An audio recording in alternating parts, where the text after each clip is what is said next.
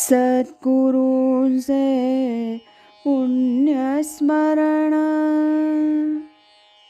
सद्गुरु नाम संकीर्तन,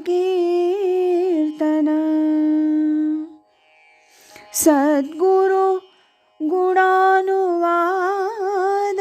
गान,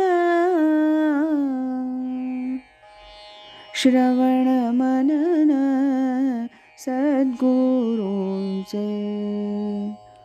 श्रवण मनन सद्गुरूंचे. आज ऐकूया स्वामी स्वरूपानंद एक अलौकिक राजयोगी या ग्रंथातील प्रकरण 4 पावस पंढरीच्या यात्रा याचा भाग 3.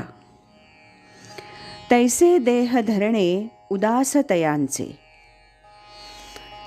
माझ्या दृष्टीतून स्वामी स्वरूपानंद परमहंस अशा अवस्थेतच होते. 1962 ते 1974 ह्या 12 वर्षांच्या काळात मी अनेक वेळा पावसला स्वामींकडे गेलो. माझ्या या भेटीत मी तरी स्वामींच्या तोंडून अगदी सर्वसाधारण बोलण्यातसुद्धा कधी मी वा माझं असे शब्द ऐकलेच नाहीत. त्यांच्यात सांप्रदायिक अभिमान असा मला कधी दिसलाच नाही. नैष्ठिकता, सोळंओळ असं कधी काहीही प्रत्ययासही आलं नाही. ते सदैव परमशांत असे असत. त्यांच्यात वसत असलेली ती परममंगल शांती त्यांच्या सन्निध जाणाऱ्या अगदी सर्वसामान्य आणि साध्या माणसालासुद्धा जाणवेल अशा प्रकारची असायची. योगीराज सोहिरोबानाथांनी आपल्या एका अभंगात म्हटलं आहे, अहम मुवा अब सोहम हुआ. अहंकार मेला, लीन झाला आणि सोहम उदयास आला.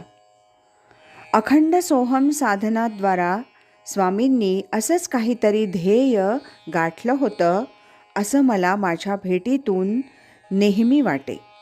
ह्या सर्व साधनेमुळे त्यांच्यातील अहंतेच्या सर्व प्रकारच्या उर्मी निमालेल्या आणि थंड झालेल्या अशा माझ्या प्रत्ययास येत.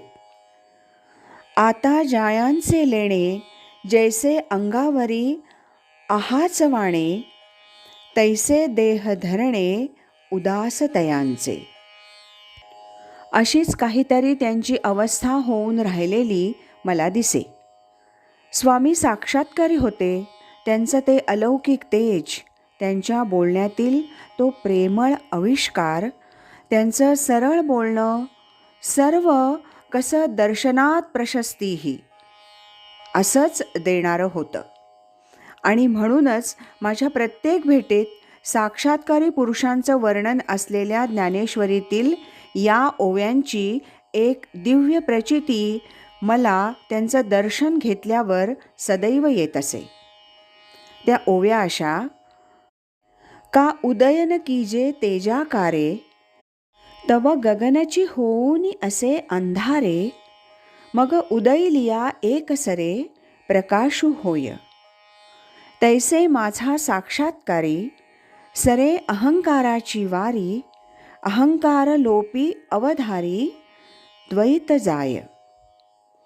मग मी तो हे आघवे, एक मीची आथी स्वभावे, किंबहुना सामावे समरसे तो.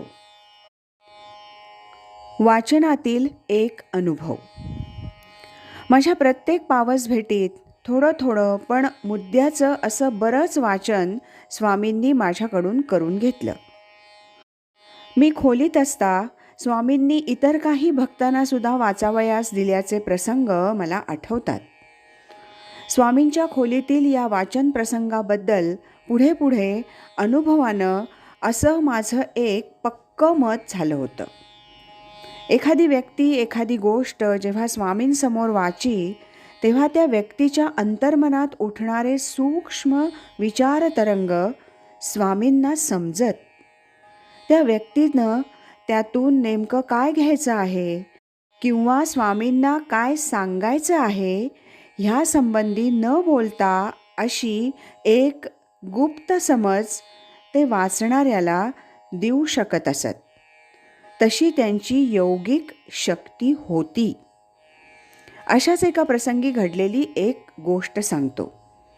माझ्या एका भेटीत स्वामींनी त्यांच्या अभंग अमृतानुभव या ग्रंथातील शब्दखंडन प्रकरणातील काही भाग माझ्याकडून वाचून घेतला.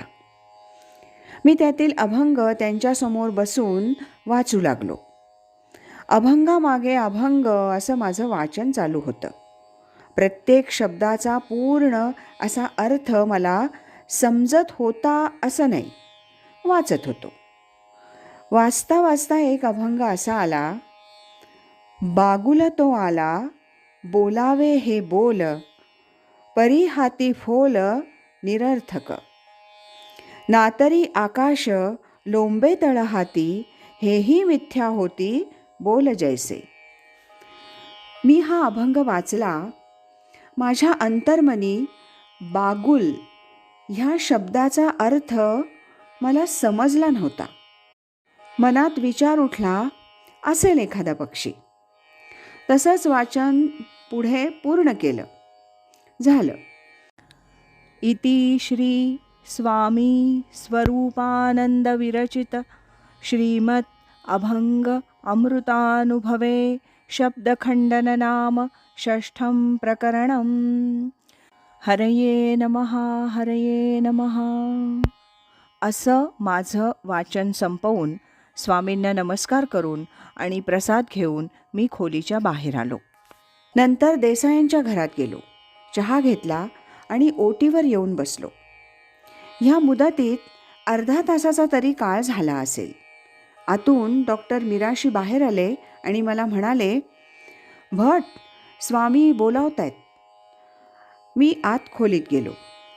तो स्वामी मला म्हणाले, अहो, बागुल म्हणजे बागुलबुवा, लहान मुलांना दाखवतात तो. खरा असतो का तो? नाही. तसं सद्गुरूंनी दिलेला शब्दसुद्धा खोटा असतो, माईक असतो, असा अर्थ. स्वामींचं असं हे बोलणं ऐकून मला आश्चर्य वाटलं. माझ्या वाचनात आणि तो सुद्धा मनात अर्थदृष्ट्या अडलेल्या त्या बागुल शब्दाचा स्वामींनी असा हा वेध भरला होता, हे पाहून मी भारावून गेलो. आज इथेच थांबूया. यानंतरचा या प्रकरणातला चौथा भाग आपण उद्या ऐकूया. श्रीमद् सच्चिदानंद सद्गुरु श्री स्वामी स्वरूपानंद महाराज की जय. हरि ओम तत्सत.